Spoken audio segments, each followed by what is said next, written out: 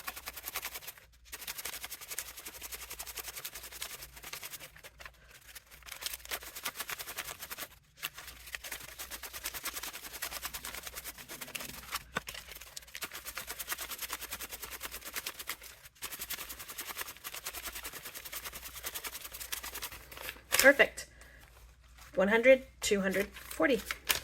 Yay! Okay, so very quickly, because I'm running out of time, I use a free video editing service and they only give me 30 minutes. Let's put in my new, where did I put that?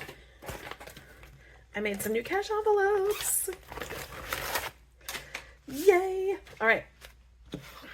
So we've got groceries, and let's move our grocery money in there.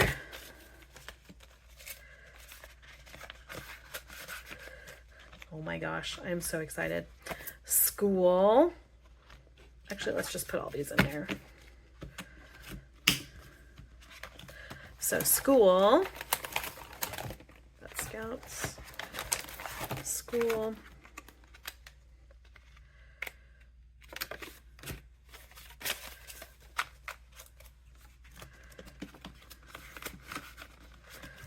Scouts. Oh, I'm so excited. I am so excited to put these in a binder instead of using this thing. Haircuts and health.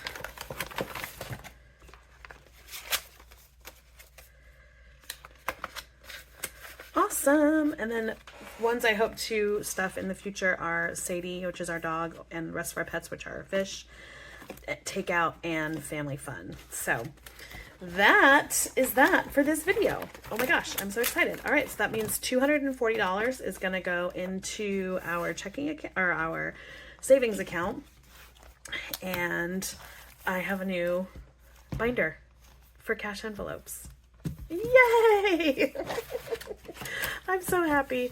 It's really, oh my gosh, this is awesome. All right, my friends, I hope you have a lovely day, and I'm really looking forward to the rest of the channel. Oh, I'm going to post my new, am I? No, I don't know. I might post a video schedule here. I might not. I don't know. But yeah, so that's it. All right, my friends, I will see you in the next video. Bye.